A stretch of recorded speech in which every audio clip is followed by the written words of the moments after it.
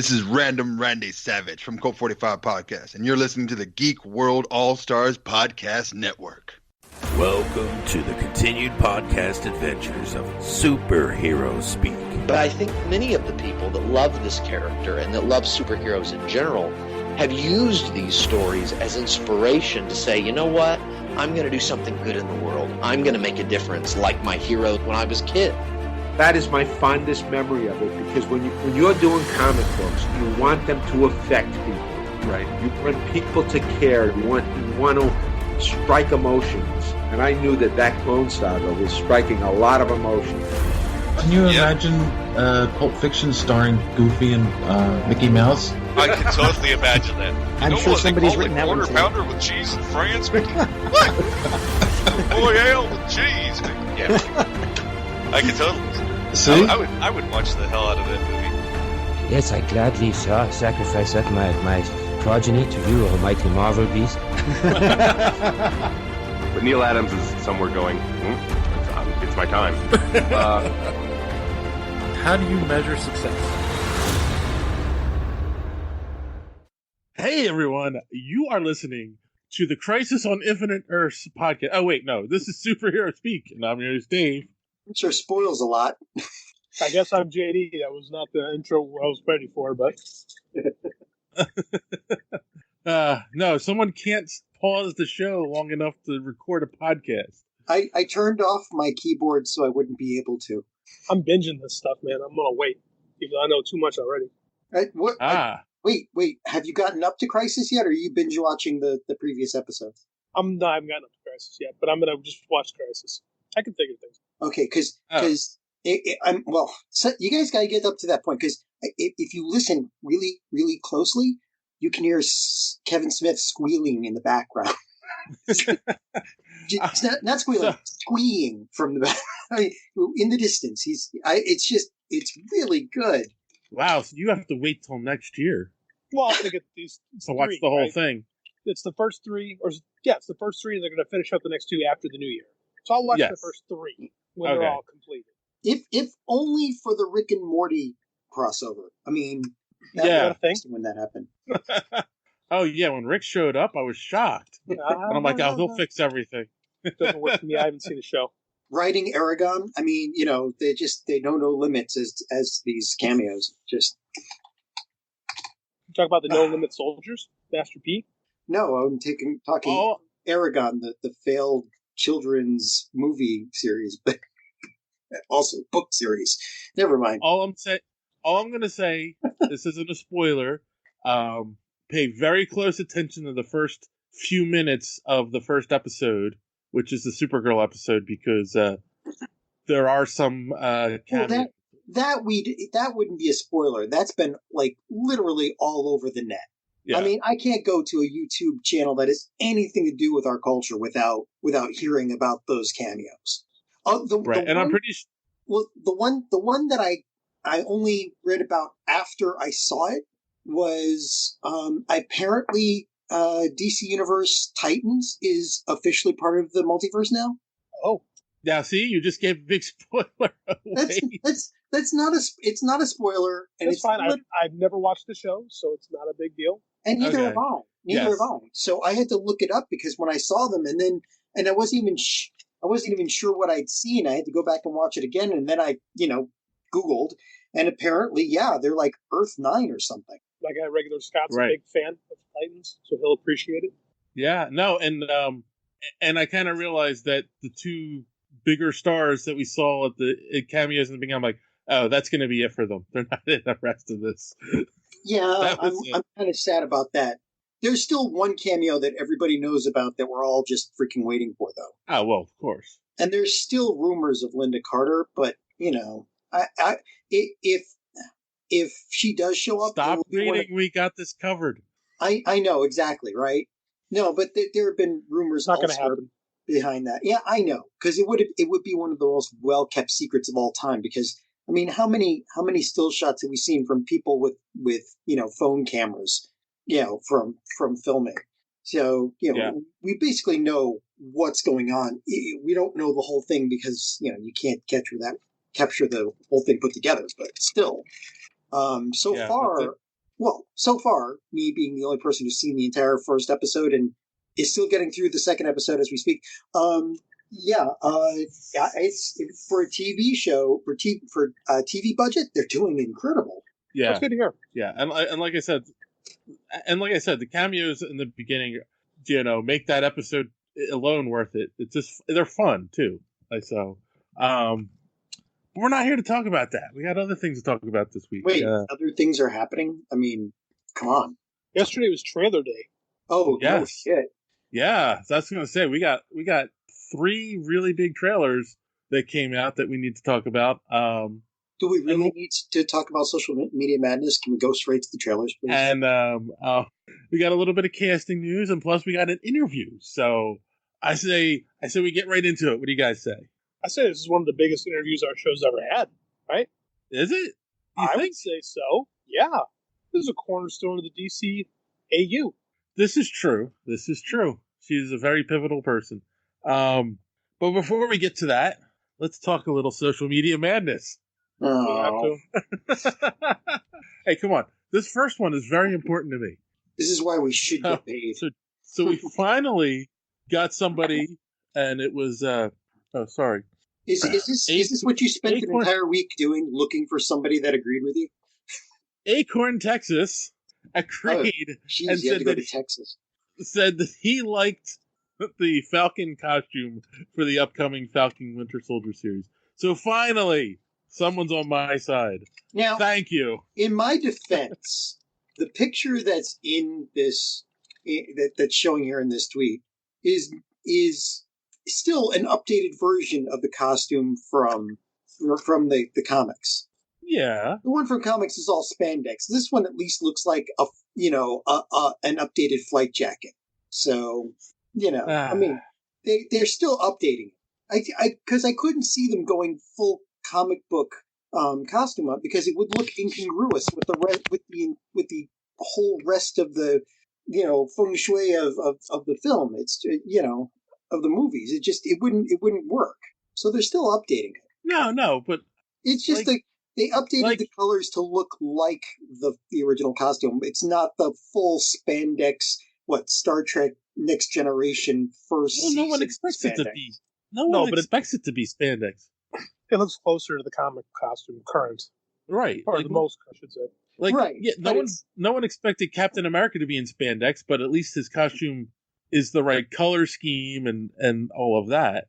Yeah, but it's still updated to look like it could work in real life and, wasn't spray painted on. Except for his ass, apparently, because that is America's ass. All right.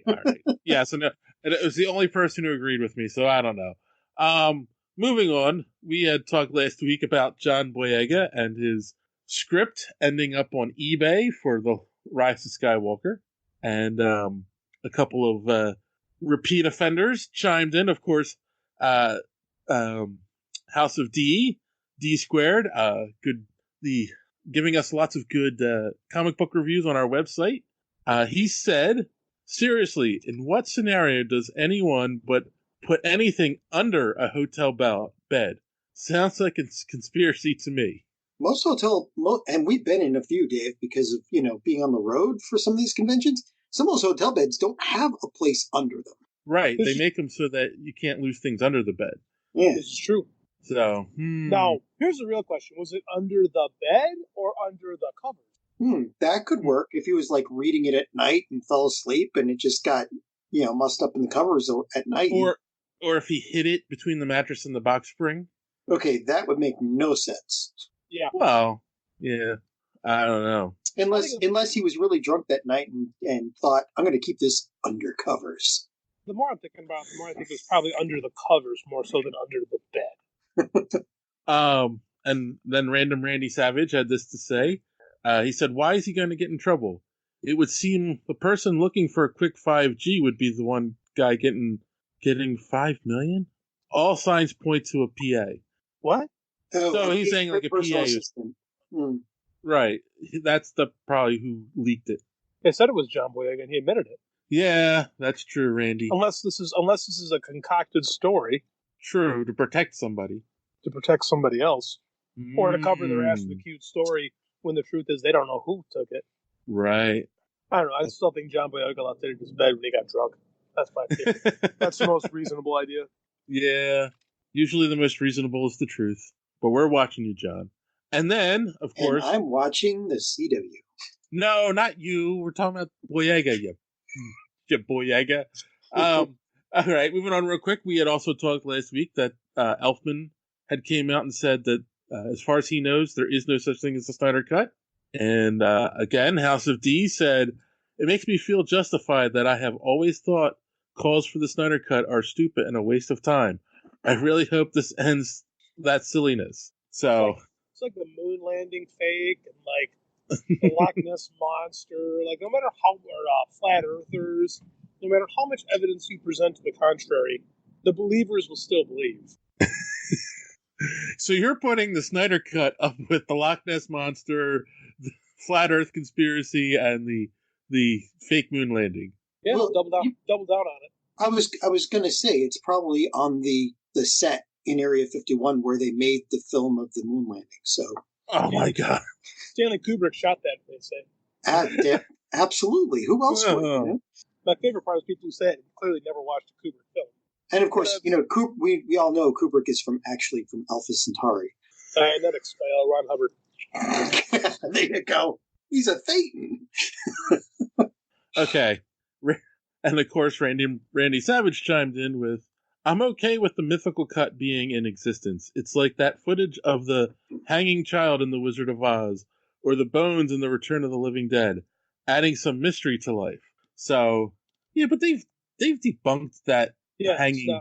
That's actually he actually makes a great point in spite of himself, because those are just myths. Those are myths. It's not real. Yep. Yeah, no, it's true. But like you said, it's up there with the moon landing faking. So, it's on that set. All right. And finally, I just wanted to say thank you to Titan Comics. They gave us a shout out this week because we were part of the Blade Runner blog tour. We've had a review up on our website of the Blade Runner 2019 comic book, again, written by D Squared. So you guys should check that out on superheroespeak.com. And I also want to offer an apology to Titan Comics, because apparently at Titan Comics is a comic book store somewhere in Texas, where at Comics Titan is actually the publisher. So you can tell who came first on the Twitter. Oh. Okay. Yes, so we won't make that mistake anymore when we try to tag them in posts. Fair enough. So, that being said, that's it for Social Media Madness this week. Oh, thank God. But if you'd like to get in on the madness, don't forget to follow us on Twitter at SuperheroSpeak and reply to our tweets or tweet at us on an episode and tell us what you think of the stuff we talk about, and we'll mention you on the show. Or you can follow us on Facebook, facebook.com/superheroespeak, or Instagram at superheroespeak. And while you're at it, check out some other great podcasts on Twitter. We have the Pop Prism Power Podcast, So Wizard, Fans on Patrol, Gorilla Brain Podcast, Cult 45, and rounding it out is us of the Geek World All-Stars. Look for hashtag GW All-Stars on Twitter and follow one of those great podcasts. So, that being said, we're going to take a quick commercial break, and we'll be right back. After these messages, we'll be right back. All right, guys, we're back. Now it's time for the news. Wait. No. Oh, wow. Wow. Darkseid just kicked crypto when John Wick showed up. Okay. This is getting good. Really? You made me stop the podcast for a bad joke. It's not bad. Well, it was.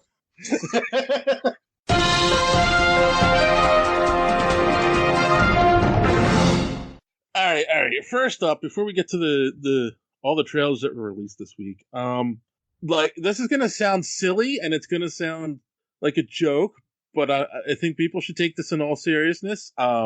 Disney and Star Wars, Lucasfilm, have issued a warning about Rise of Skywalker. There is a lightsaber scene where there's a lot of flashing lights going on, and it could cause epileptic seizures. I knew the writing was bad, but not that bad. So if you're prone to epileptic seizures, they're saying you might want to take caution if you go to see this movie. So the new season of Stranger Things had that same little warning out before every episode. It's nice that they're warning people. yeah, no, it's true. And I mean, I've noticed people that are prone to the stuff. So, and I'm sure that everyone who's listening to this podcast is planning to go see that movie. So yeah, we're just saying, be careful, guys.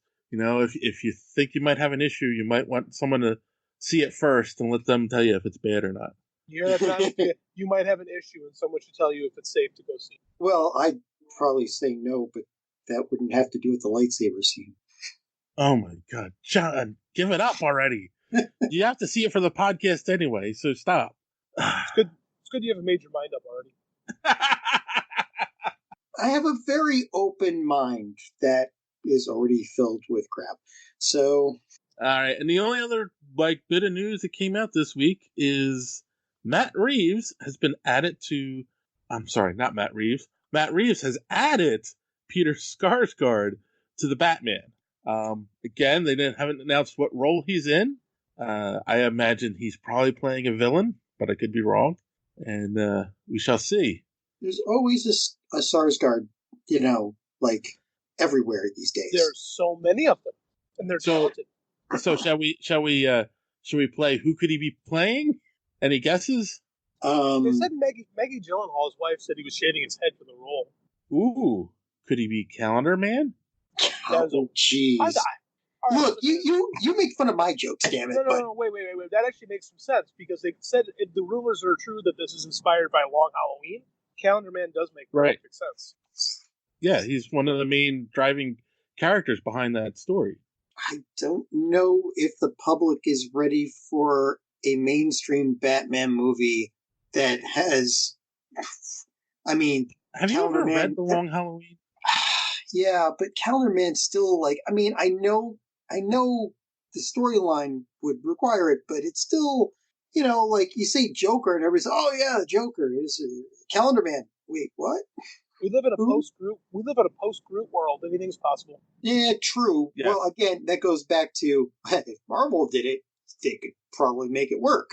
And again, I mean, essentially, he's just a criminal who bases his activity around major holidays, which isn't crazy. It is crazy, but I mean, it isn't terribly far fetched in the world. Exactly. No, the Zodiac Killer, right? Yeah, right. A lot of serial killers have some type of a lunar pattern or something like that. So the Calendar Man isn't the craziest thing in a movie where a guy dresses up like a bat and beats up criminals. I mean, what was Bundy was listening to a talking dog or something, right? So that was Son of Sam. Oh, Son of Sam. Yeah, okay. So Son of Sam. So yeah. So.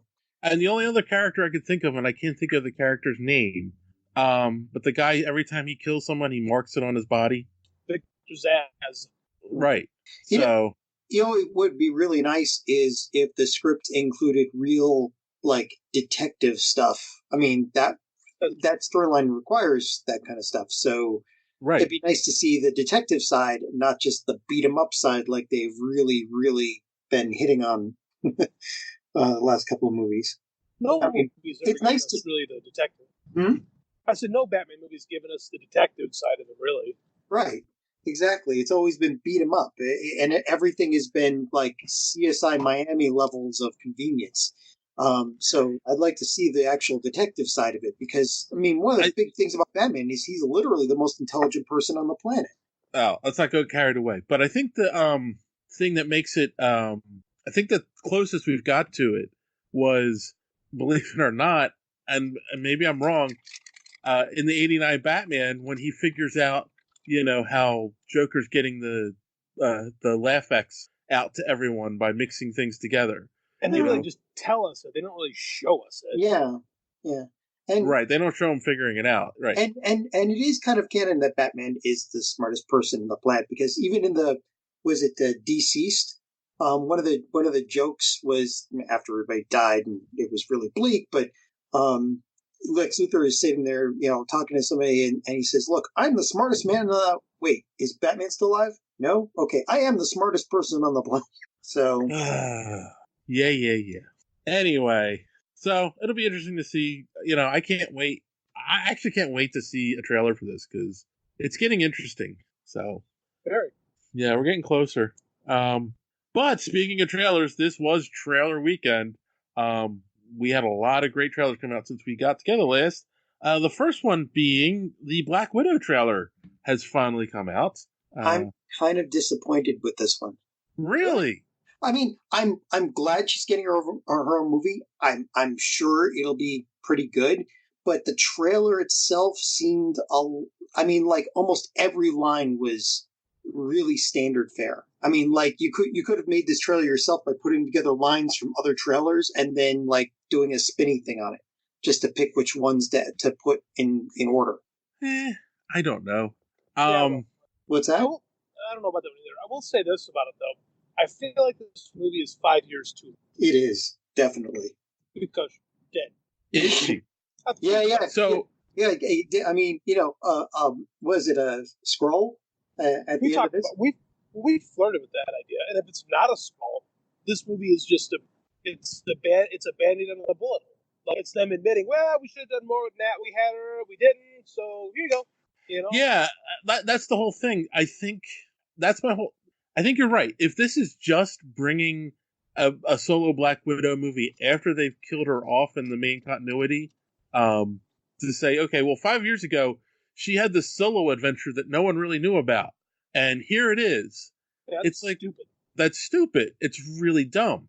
But if there's something that happens in this movie that sets up, future things in the MCU that couldn't have been told before Endgame, then it makes sense. Right. It has to. And since we all know that Feige plays 4D chess with how he does all of this, I can't imagine this is just a Black Widow story that's 5 years too late. Yeah, if it's not disconnected, if this introduced plot elements that, like at the end of this, we're going, holy crap, she's still alive somewhere, then like all hell Feige. Like, it better not, though, because that cheapens the ending of Endgame if she's still alive. If it's all, we got you, she's not really dead.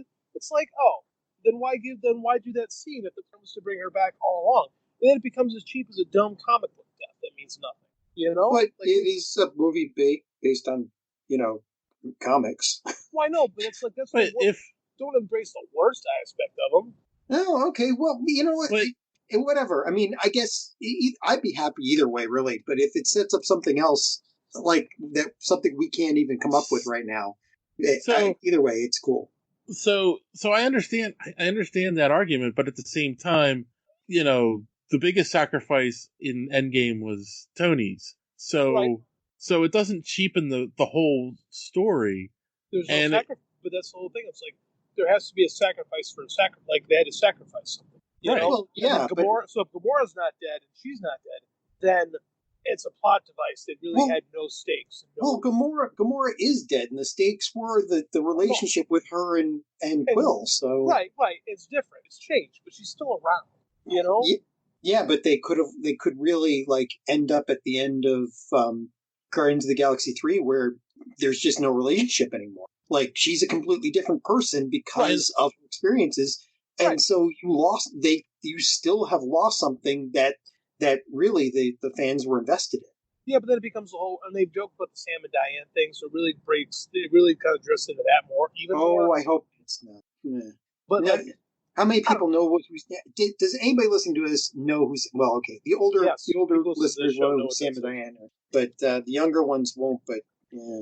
But that was the joke in the movie, that they actually make that joke. Yeah. So, I mean, like, I don't know, like, it's, I feel like that whole sequence literally has no stakes. Everybody who's made this ultimate sacrifice is back. And we can say, but it's not really them. Yeah, but it is, and it's just, this better be a scroll, an older story that reveals new information or something. If it's a whole gotcha, it's stupid, and I'm not a fan or whatever.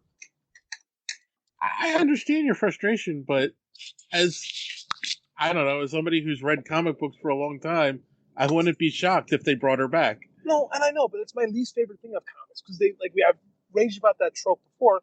Is whenever something has to mean something, we got to kill somebody, but it doesn't really mean anything because we're just going to bring them back anyway. Like, there's nothing more impermanent than a comic book. Well, keep it, like you guys were telling me to keep an open mind. Keep an open mind about it.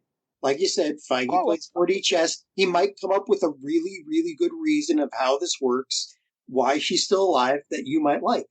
You're right, and I'm not poo-pooing that.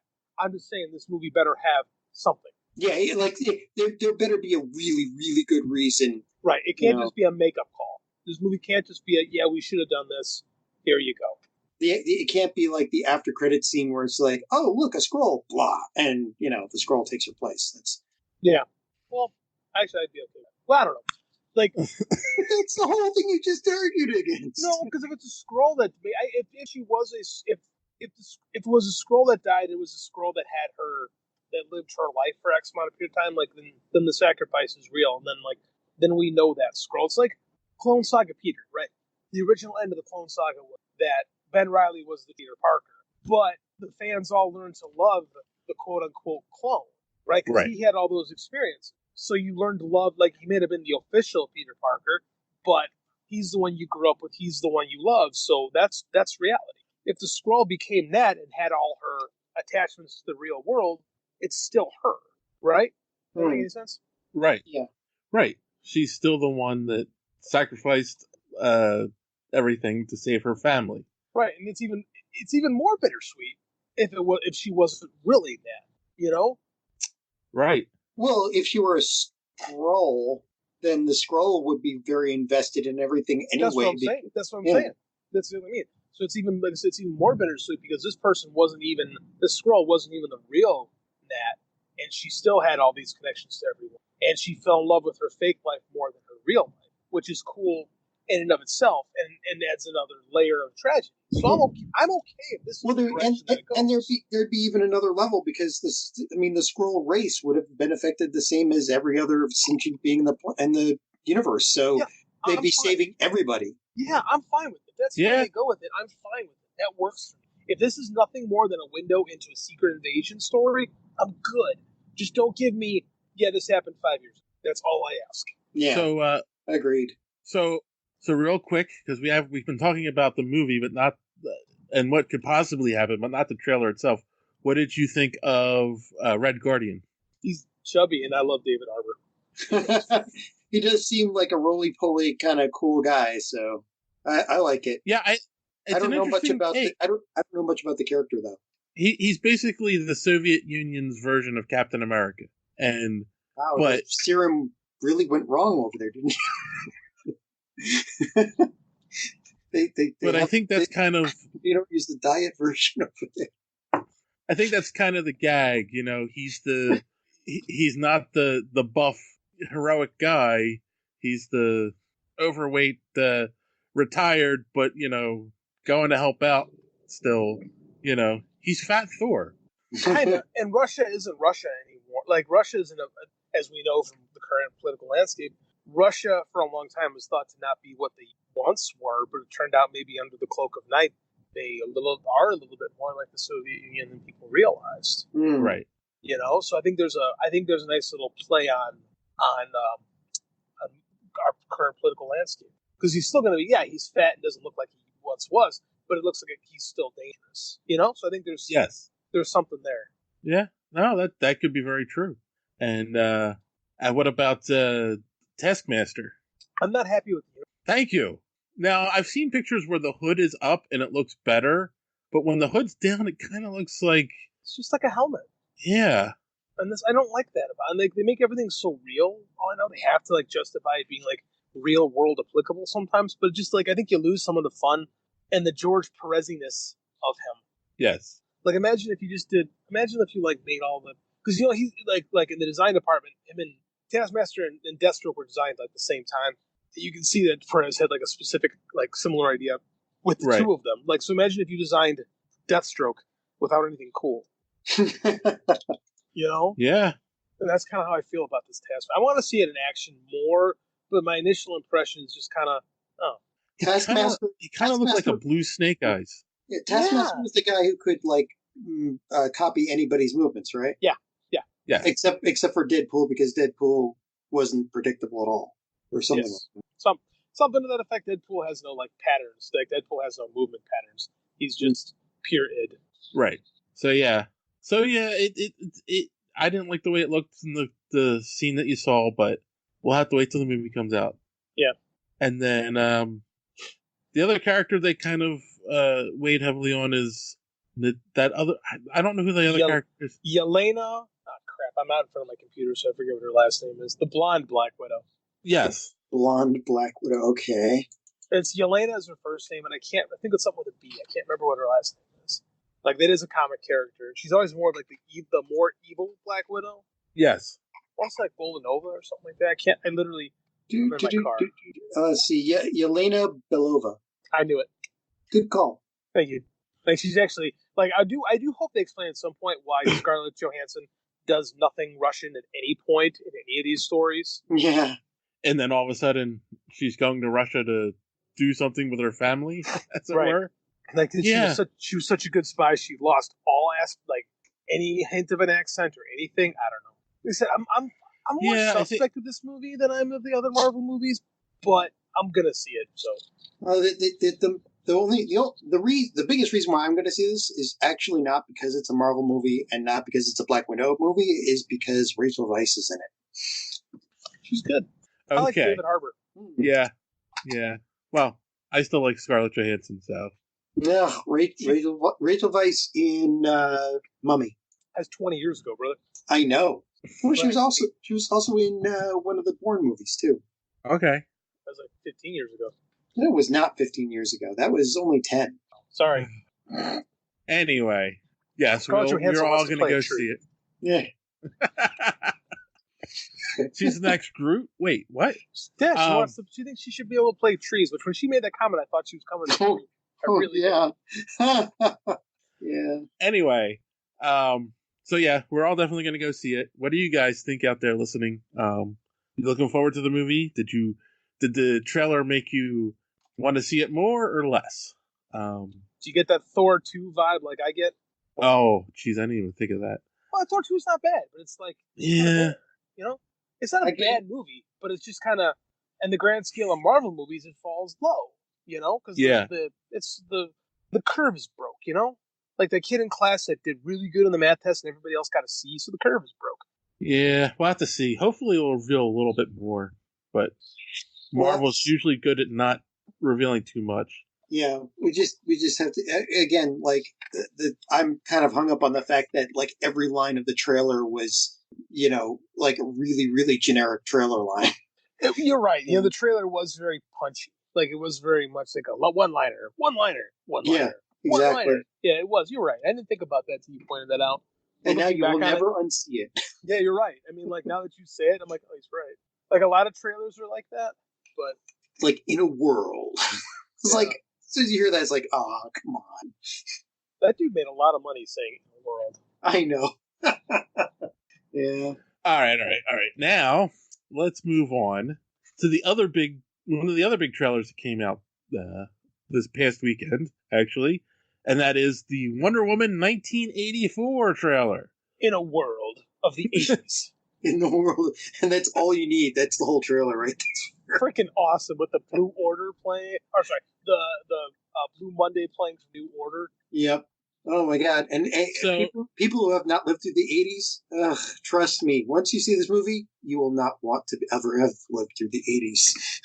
I was so I have nostalgia. Well, that's only because you're a geek. There were a lot of good geek things in the 80s. True. So I'm going to say special effects. The fight scenes with her flipping the lasso out looked really cool. They did.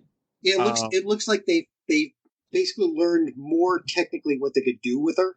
Mm-hmm. Yeah, which kind of ticks you off because it takes place in the past, and it's like, wait a minute, then how come she wasn't like that in Justice League? You know, but what are you going to do? What Justice? That's what right. are you talking about? They haven't made that movie yet. This week, after Crisis is done, it's going to wipe Justice from ever happening.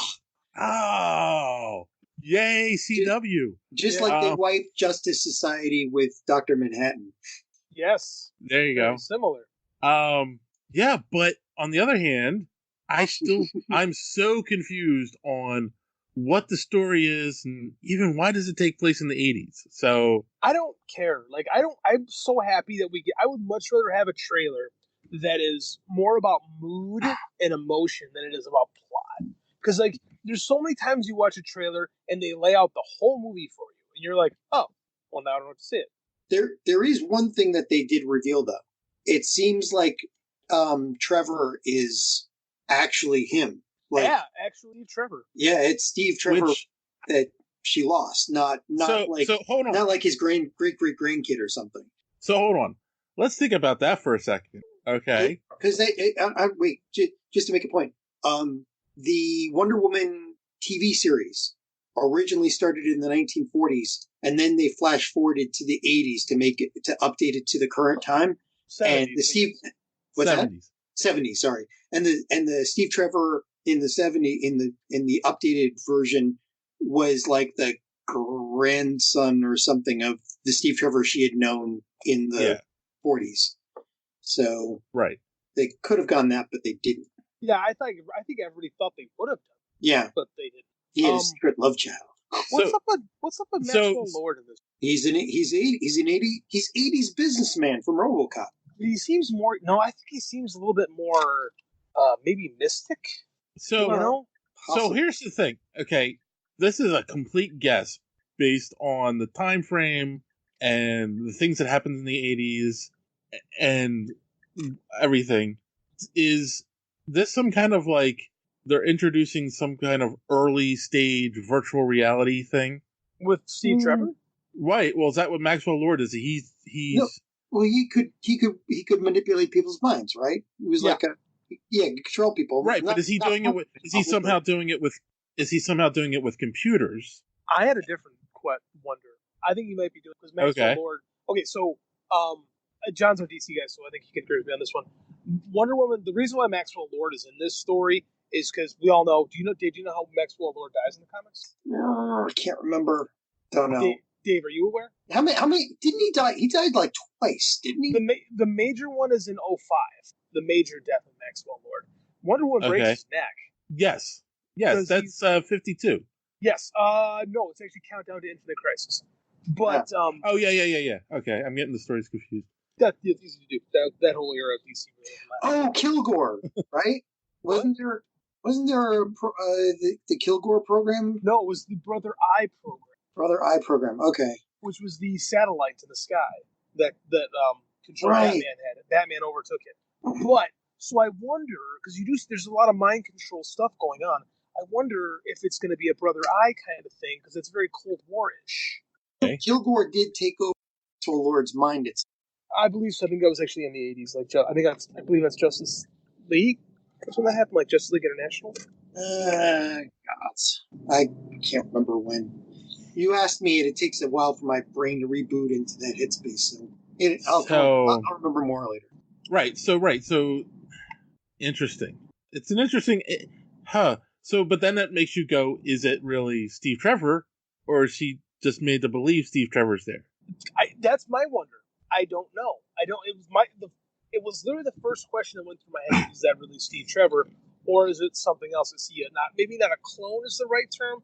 But this Maxwell Lord also looks very Glorious Godfrey-y. So I just wonder if maybe they're tapping back into the Apocalypse thing. I don't know. I could be reading into stuff. Yeah, no, because let's back up our conversation a little bit here. And Steve Trevor in the Wonder Woman movie sacrifices himself to destroy the plane to save everyone else. Yeah, but we didn't actually see him die. We just saw the plane blow up. And this is comics. Okay. Also, that was in the 20s? Because it was World War One? World War One is in the teens. Okay, so it was in the teens. World War One. So even if he didn't die in that, he would be dead by old age by the 1980s. Not if there was time travel involved. And there's always time travel involved. It could be. That's my thought. That's my wonder, too. If this actually is Steve Trevor, it has to be time travel. And how did he die again? What did he fly into? Did we remember? What? No, it was he blew up all of the gas, the Dr. Poison gas. That's how he died? Yeah. Yeah, there's some shenanigans afoot. Yeah, he blew it up because, just like Captain America. It's like, well, he could have jumped out, but he didn't because his super girlfriend was down there and she could have caught him, but he didn't. He just, I'm sorry, I got to do this. There's no other way. And then or is it some kind of Amazonian magic? It could be Amazonian magic. We have not defined what Amazonian magic is. Yeah. Yeah. Hey, they're introducing magic into the DC universe. They did. Shazam. We already had that. Yeah. Well, that's... You don't think the lasso... That's not... well, the lasso is technically deity work, not real magic. She's an immortal It's woman. magic because... No, we haven't seen, like, Dr. Fate level magic yet. Oh, dude, she's an immortal Amazon who's the daughter of Zeus. Yeah, but she's not, like, twiddling her fingers and making things happen. Well, she's making that lasso thing happen, twiddling her fingers. Well, that's cheating. You've got a magic lasso. Exactly. Wait, you just said the lasso was magic, but then you said it wasn't. Hold on. But the lasso is like, it's not magic. It's kind of cheating magic. It's what they call mechanic magic. Magic, she's got a magic lasso. Magic isn't real. She's not actively using magic. She just has something that is magic. It's mechanic magic. That is the most ridiculous thing I've ever heard on this show. That really is saying something. Yes. No, it's the most ridiculous thing out of John's mouth on this show. It's not really magic. It's just mechanical magic. What? We're putting qualifiers on magic? Yes. That's like he's half a werewolf. His mother was werewolf on his uncle's side. Oh my god. That said, this trailer looks great. I'm very excited to see it. Yes.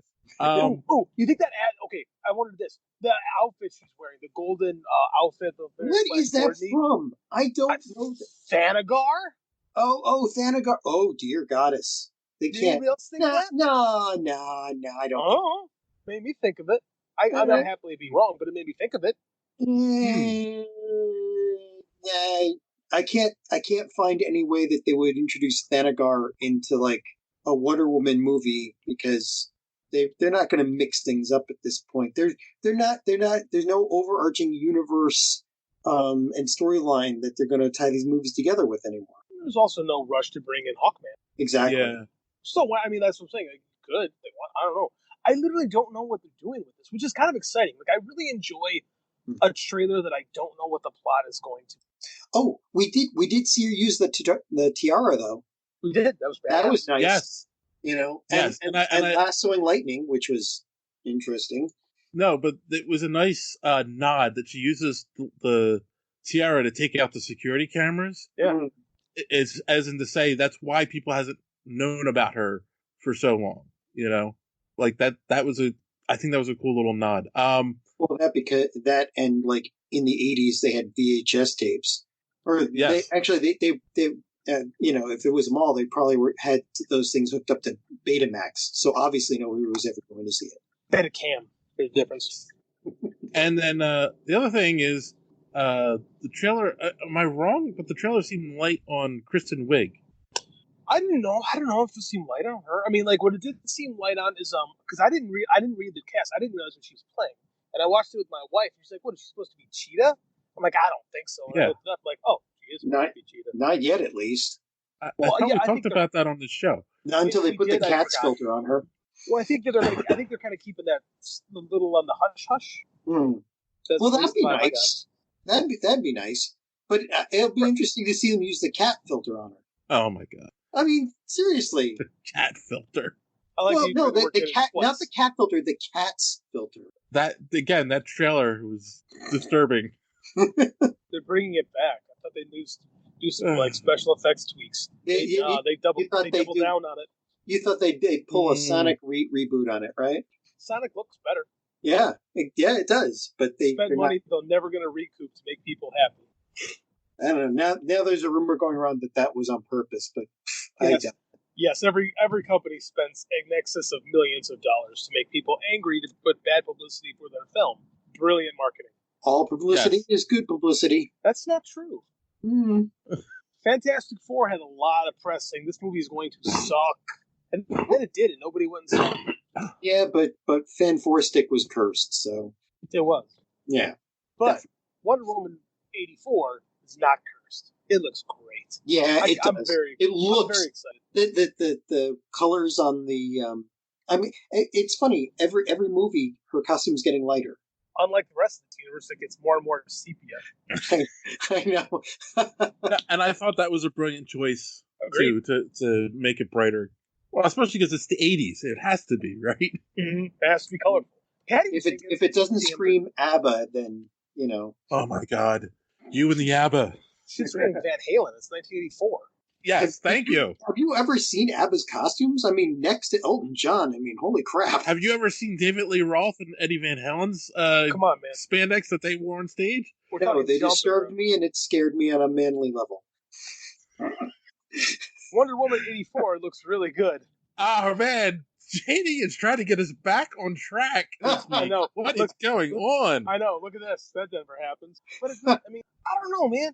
Like, I'm excited by the fact this looks good, and I literally don't know what the story is. And Pedro Pascal as Maxwell Lord, I forgot that was even him. Like, he's almost unrecognizable. Yeah. That's the Mandalorian. Yep. Yes. Over on Martell. Yeah, he looks nothing like the Mandalorian. Oh! Yes, it looks really good. I'm definitely excited to see this one. It looks like it'll be better than the first one, too, which I think that was a high bar, so... You know how DC is struggling right now with Superman? You know who I bet could make a good Superman movie? Patty Jenkins? Probably. Oh, damn straight. Because I think she understands the concept of a character who's hero, right? Okay, you know what? That's the thing that excites me the most about this movie, is that Patty Jenkins is in charge of the whole thing. Yeah. We're not going to have the Zack Snyder third act. Yeah. Where all of a sudden the color grading got worse and all that we have to have an obligatory stupid fight scene. Yeah, and then the power of love CGI fight scene. And then the power of love to save him, right? Like, it's just... Yeah. Like, Act 3 of Wonder Woman is kind of weak. Yeah. Kind of? Kind of very. All right, so we're definitely all going to go see it. We're kind of curious what you guys think, so let us know. And then the other... big trailer that we've all been waiting for, Ghostbusters Afterlife. This was a nice surprise that this came out today. Yeah, I didn't even know that's what the movie was going to be called until I saw the trailer as well. So that's kind of cool too.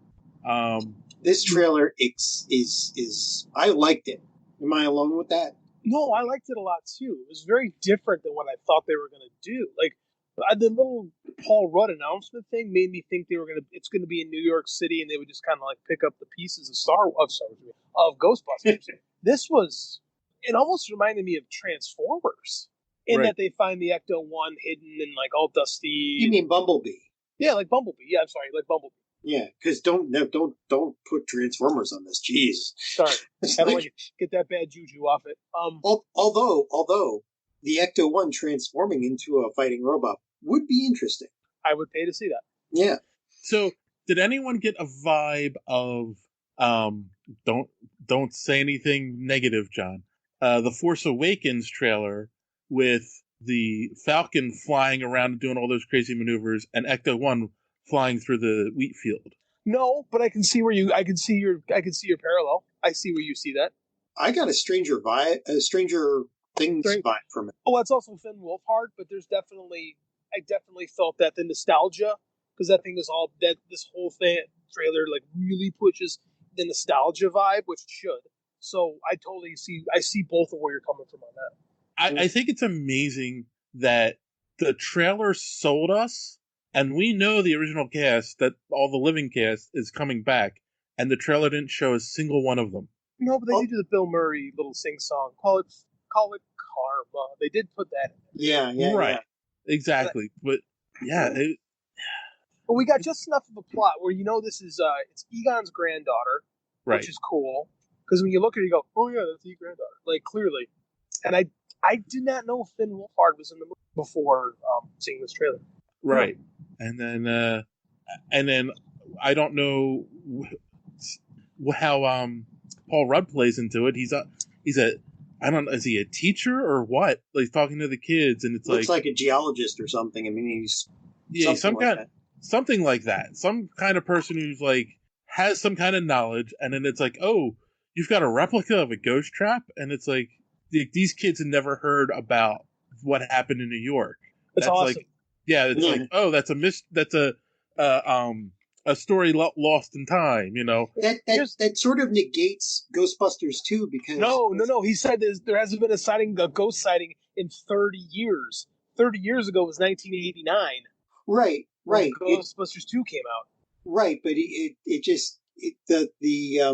what was I going to say? It's like in Ghostbusters 2, like everybody at the beginning, everybody was kind of acting like, yeah, this never happened. It was, there wasn't anything like that. I mean, it was kind of weird. So they're kind of saying that people still in this one, people still remember that the ghosts were real and that actually happened. Whereas in Ghostbusters 2, everybody was like, yeah, Ghostbusters, whatever. It was all fake or something. Well, the fact that people really aren't talking about it as much 30 years later, I think still plays into that thing where even when, back to conspiracy theories, even when you see the ghost right in front of you, you don't want to believe they exist. Yeah, but the reaction is more normal in this one than it was in Ghostbusters 2.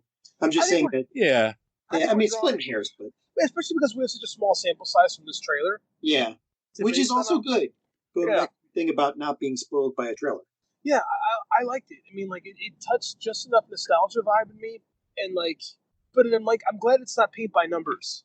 Like they're just trying to, because I think it seemed, I never saw the 2016 Ghostbusters, but it seemed like if that one was trying to echo the original Ghostbusters. And this doesn't seem like it's trying to do that. It seems like it's trying to tell a story in that universe, which I think is a cool. Because even The Force Awakens was kind of pretty much The New Hope. Like this doesn't look like Ghostbusters, you know? No, that's the whole thing. It doesn't feel like it's going to be an echo of it, but it's going to pay enough nostalgia to it that you're like, yes, I'm good with that. Yeah. I think it's early, but I think it's going to be good. Yeah, I'm totally with this. As it went on, I got more and more excited. I like the way it's going. Yeah, 2020 should be a good year for movies. Yeah, right. And not a lot of Marvel movies, but it's okay to take a break from them. Yeah, I think we're okay. I mean, Endgame was such a big thing, and then I'm surprised Spider-Man came out so soon after, but that was more of a Sony decision. I think to be honest, guys, I'm okay on Marvel movies for a little bit.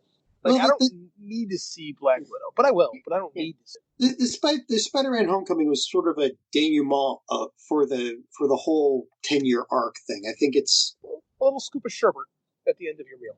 Yeah, exactly. Yeah, I agree with that. Yeah, no, definitely. But wow, I just how I loved when they were riding through the town with the proton packs. They were shooting stuff. Yeah, you know. Yeah, and the fact that it's like in this, for lack of a better term, ghost town. You know. This, I didn't pick up on that. I thought I saw a gozer, not a gozer. Not really gozer, that was dog. That was, what was it, Hellhound or I forget what they call the demon hound? Yeah, demon dog. Yeah, that was a demon dog. That claw, when you freeze frame, that's a demon claw. So you got to wonder if Paul Rudd's going to get possessed, or if we're going to get a true gozer type story again. I don't know. There's a lot of window. There's a lot of places they can go. I'm excited to see a more detailed trailer. Yeah, but I said, since. Well, I was just one thing. You guys can call me on this if you want. I was also wondering if the ghost was Egon's ghost or something. Could be. I mean, when you freeze frame that, it also kind of looks like Slimer, but not sure. But it could be. That could be because, Slimer was always joking to the ghost of John Belushi. It wouldn't surprise me if we got a ghost of Harold Ramis type of Egon's ghost in this. That would actually kind of make sense. Huh. Interesting. Very. Could be. What I was saying is though, they're running through the town. There's no one really around, so it doesn't matter what they're doing. You know what I'm saying? It's not like if they were in the middle of New York City doing that, you'd be like, why aren't people running out and arresting these kids? You know? Exactly. Well, because the kids have a proton pack. That's why. That's the other thing that I think is going to help this movie in its quote unquote believability. Not taking place in New York. Yeah, change of scenery. Because we've seen that story. We've seen the Ghostbusters in New York 3 times. This is going to be different. I'm excited. This is cool. Right. Yeah, and as long as the Statue of Liberty isn't walking around, I think we're good. It's a long walk, man. Did you guys watch the movies that made us, the Ghostbusters episode? I did. Nope. Oh my god. Hey, but I'm all caught up on the CW shows, so. But you were talking about the Gozer, the gatekeeper, Keymaster gatekeeper. Oh my god. John, you have to watch the episode and learn how that came about. Okay. The script is like theoretical. It was like a lot of improv, which doesn't surprise you really. Oh, well, no, because you had the comedic talent that you had in that movie. You basically only needed like scaffolding, and they would fill in all the blanks. But the best part was you find out that they didn't know if they had Bill Murray till he showed up on day one. Yeah. Have you ever seen? There's a clip of Bill Murray between takes where he's like, I forget, he's like up on the steps of some building, and he's looking down at the crowd that's gathered to watch the filming, and he's looking out the crowd and he says, "Hey, how many of you are New Yorkers?" And you see a whole bunch of people raise their hands. "How many people are from out of town?" A bunch of people raise their hands. And he says, "Hey, how about all us New Yorkers go up and beat up those people from out of town?" Bill Murray. Yep. Yeah. I mean, it just, like, I knew John Belushi was originally supposed to be in the movie, but, yeah, the story behind Slimer is funny. It is. Yeah.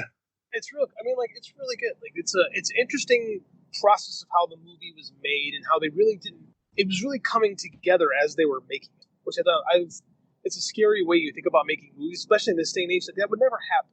Like a movie being made that slapdash, it's not like that. Except that it was a perfect storm. Yeah, it worked though. Like it seems like nowadays when they try to make that stuff happen because it gets too corporate-y, like you take the creativity out of it and try to micromanage every step to protect every dollar. And they talk about how this movie was just like this movie worked because one executive really believed and fought. You know, similar to how Alan Ladd fought for Star Wars. Like now, it just doesn't. You don't have that. Like everything is micromanaged to the point where.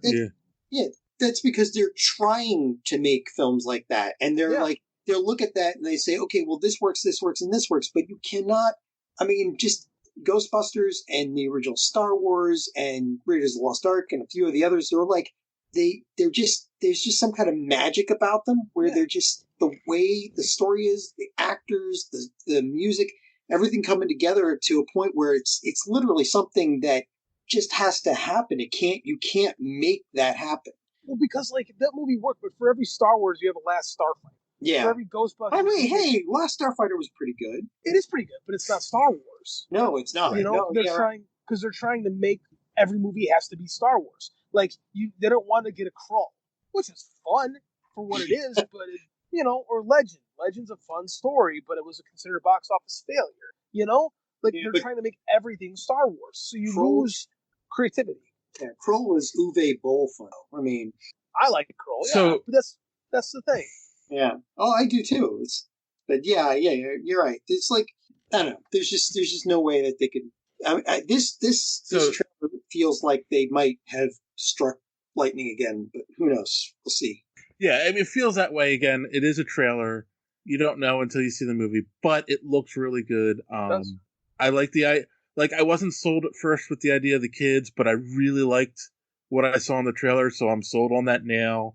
I think Paul Rudd's a good transitional character to like. Paul Rudd is the glue that holds most. Exactly, he's the bridge between the old and the new. That's the whole point of his character, and it's just like I think that's going to work. He's the perfect guy to put in that role too, because he's like his Scott Lang role in the Avengers movies. Like he plays an everyman, hey, look at me, I'm out of my element type of character really well. Yes. Like, yeah, he's great. The one thing we have to avoid, the one thing they really have to avoid is hey, these kids save the day and I mean, they need some help from Paul Rudd or somebody like that or something because Aykroyd and Murray.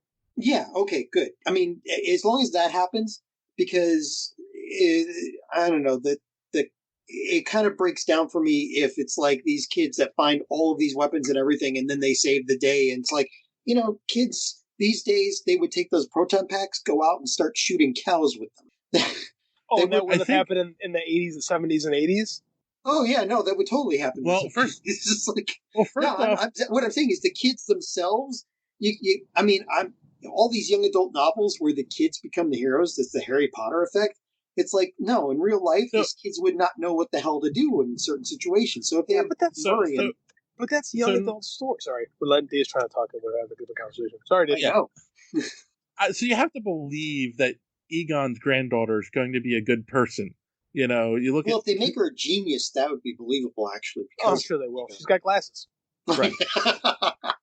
This is true. And I also kind of wonder if, again, is the story going to be Egon stopped being a Ghostbuster because he met, a woman and fell in love and had a daughter? I always thought he'd marry Janine. Well, I mean, who knows? Maybe it'll be Janine. But yeah, no, what was I going to say? See, now it's out of my head. All right, it doesn't matter. We're all definitely in agreement. We're going to go see the movie. We're wondering what you guys think. Did the trailer make you want to see the movie more, less, or indifferent? So let us know. And then the last trailer that came out, not a really big important one, but since we talked about season 1 on the show, I figured we'd talk about this real quick. And The Boys season 2 trailer came out this weekend. Did either of you get a chance to watch it? No, I didn't see the season. Yeah, I saw the whole first season, and it's interesting. And having read most of the comic books, they really are diverging. I still don't know what they're going to do with, forget that the ninja guy who has a much larger role in the comic books. Black Noir, yeah. He's supposed, there are things about him in the comic books that are like super important plot points, and it looks like in this one it's not going to be that. I'm not sure. Yeah, so, I mean, and again, it's one of those quick shot trailers where like they just have a clip here, clip there, clip there, and it, like they don't really say much. There's not much dialogue in it. Yeah, it definitely looks like it's going to be just as brutal and adult oriented as the first season. They more blood squibs than RoboCop could dream of. Yes. So yeah, I think if you enjoyed season 1, you're definitely going to enjoy season 2, and I can't wait for it to come out. I will binge it once it hits. So, yeah. All right. So, unless you guys have other news you want to bring to the table, I think it's time to do our interview. This is another. Oh, go ahead. No, I just saw the the documentary Chris Claremont's X-Men on Amazon Prime. I highly recommend that. It's a great little piece. Oh, well, that's recommendations. We were going to get to that after the interview. I thought that's where you were going. No. Jeez, now you screwed me up. All right. You ruined it. We have to start over. That's it. Just edit. So, boys and girls, got to do the whole thing. So, boys and girls, here's another great interview that John and I got while we were at New York Comic Con. This was again in the Batman Beyond panel. It's Andrea Romano. Am I saying that right? Romano. She was the casting director on Batman Beyond. She was also the casting director on Batman the Animated Series. So she is the person that hired Kevin Conroy and basically everyone on that show. And she worked on Tiny Toons. What else? It's endless credits. She's been in the business for a long time. If you watched it as a kid, she did it. Pretty much. Yeah, pretty much. Yeah, especially in the 80s and the 90s. If you watched it, she was responsible for the voices that you heard. So she obviously was there as part of the Batman Beyond panel or press room, and we got to sit down with her at a round table and have a nice little conversation with her and talk about her career and that show. And here we go. Yeah, I apologize. My voice is bad. Oh, you're not allowed to have that problem. I know. You think.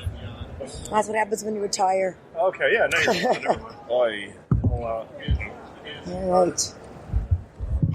How are you? I'm well, thank you. I feel fine. I sound like beside the voice. Brenda Vaccaro. It's that time of year. All the allergies.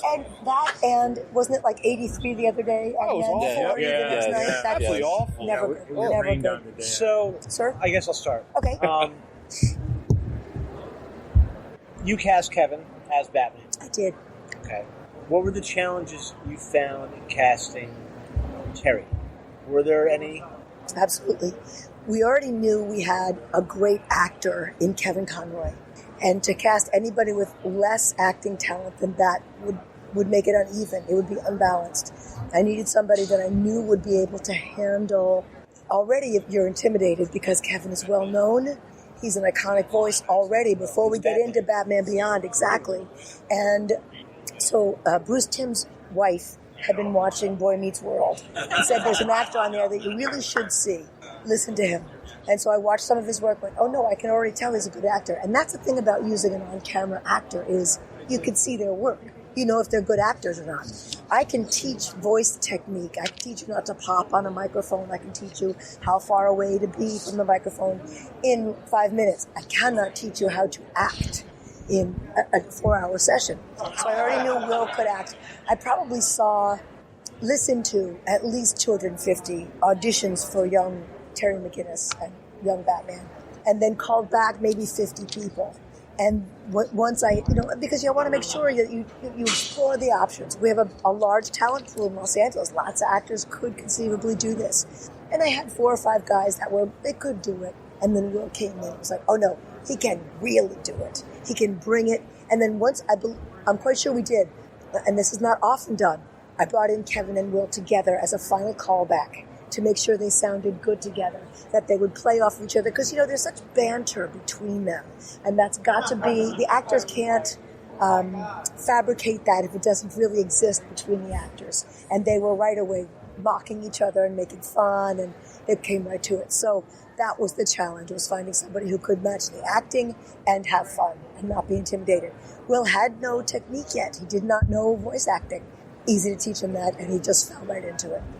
On that same note, what specifically do you look for inside of a voice actor? Like you just said that Will didn't really have that much technique when it began. So what do you specifically look for then? Acting ability, understanding the copy, understanding where he is in the room. So say, for example, this conversation right now, you and I are talking, and it makes sense we're talking at this level. But if I want to talk to that guy over there, I've got to raise so if I mistakenly start talking to you like that, and we animate it that way, it's going to just look really bizarre. Why are you yelling at that man? So things like that. He would ask questions too. And that's when you know you're working with a smart actor, when they say things like, am I running when I say that? Because that's a different performance than when you're just talking instead of running. So he asked good questions. And he also had ideas. He would say, you know what, Andrea, I read the script that's coming up a week from now, and I worked with Bill Devane on this show. You might want to keep him. And that's lovely when other actors suggest actors they've worked with who have said to them on a lunch break, oh, I want to do voice acting too. And then my talent pool gets larger. And that's always nice. Here's a more general question. So have you ever had an actor that got cast that surprised you with how good they were? Ooh, that's a very good question. Wow. I'm sure that, yes, I have, but I'm going to have to think about that. Can we come back to that before I leave this table? An actor who surprised me with how good they were. Very good question. I'd ask you if anybody surprised me with how bad they were, but I can answer that question more readily. There have been actors that I pursued for a long time, on-camera actors whose work I really liked. Their schedule never met up with what we were doing. Finally got them in. They came in to record. They were playing an evil character, a villain. They never spoke louder than this. I could not. Wow. And I kept saying, bigger, bigger. And they would do it like this. I say, bigger, bigger. And they would do it like this. And I could never pull more, and I had to replace him.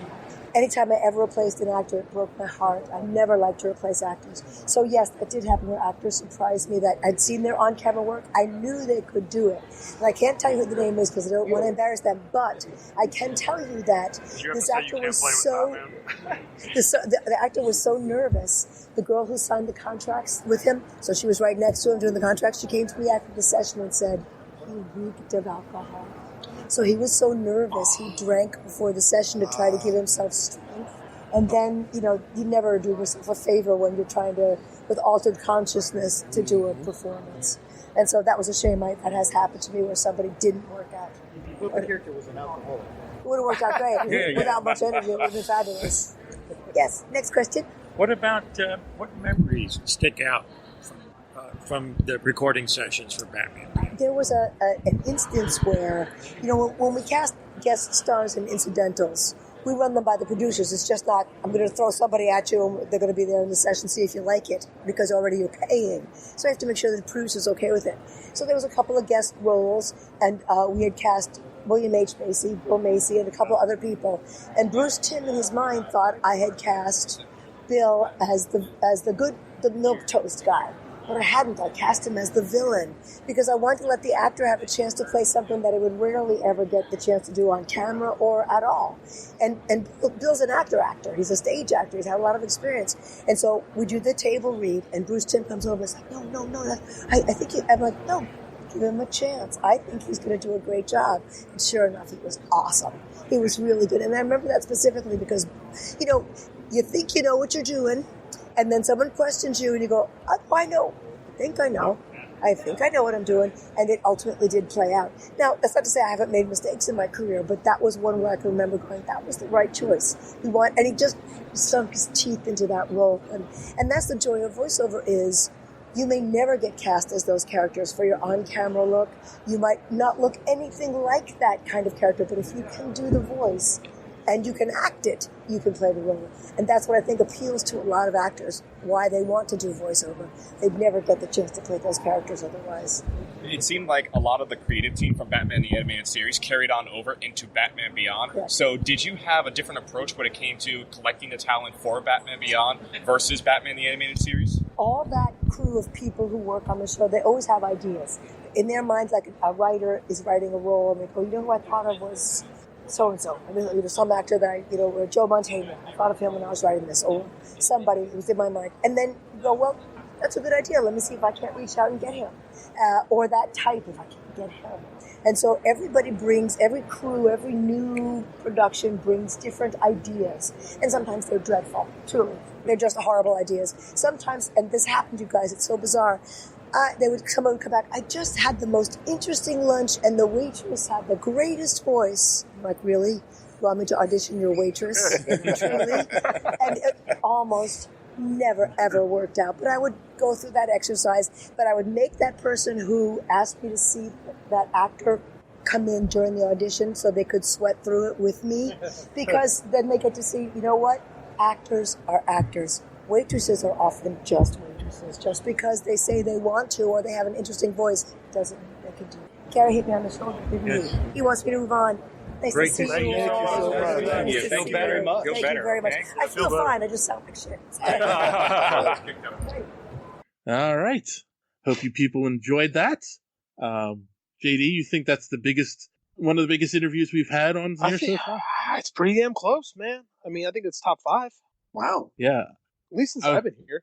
I mean, she's affected so much from our fandom and our childhood that, yeah, I definitely agree with that.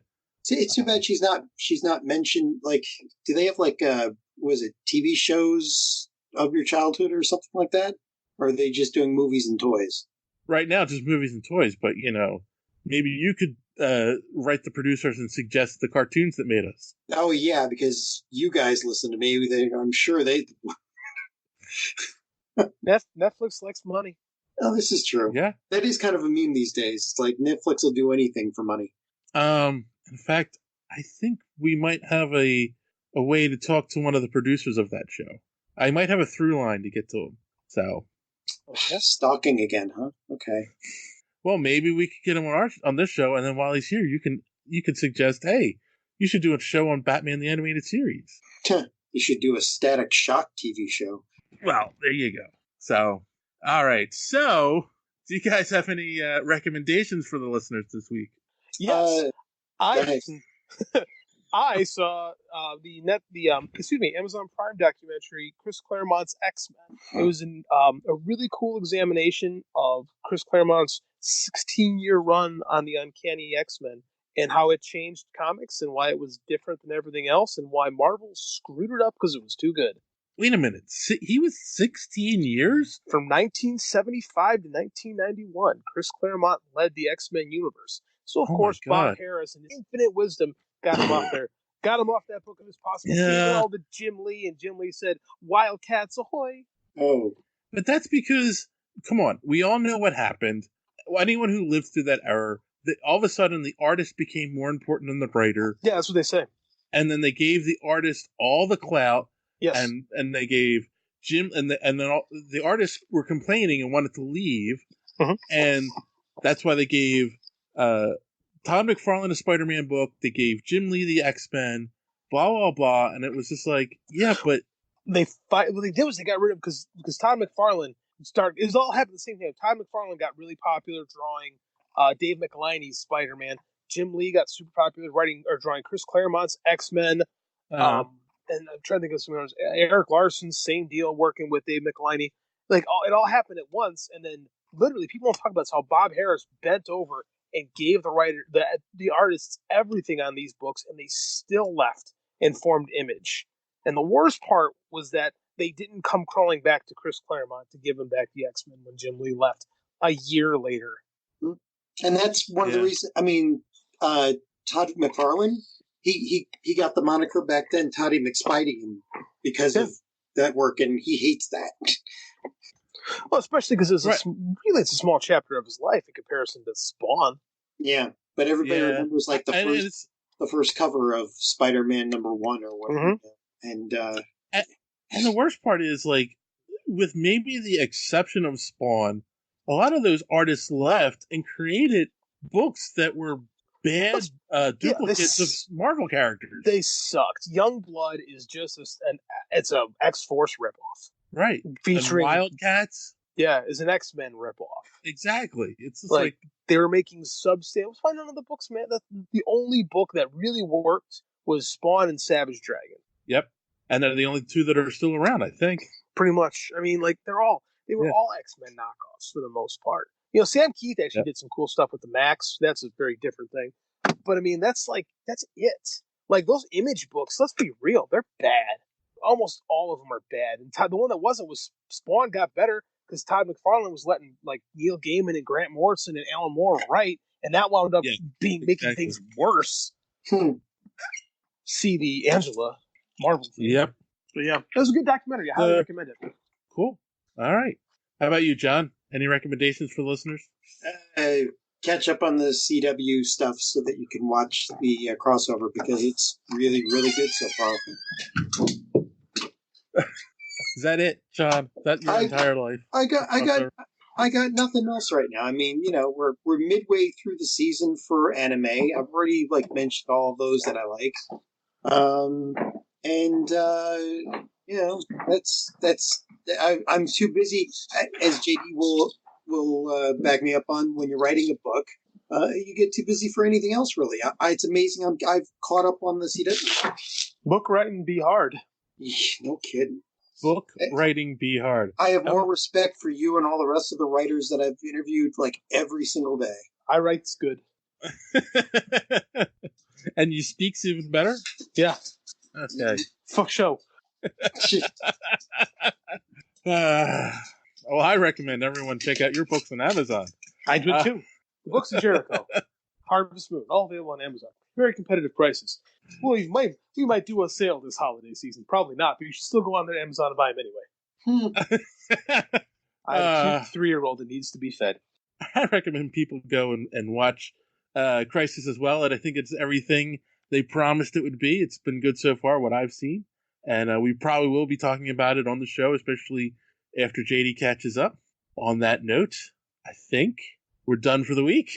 So, as always, thanks for listening, and don't let your cape be caught in the door. Have a good week.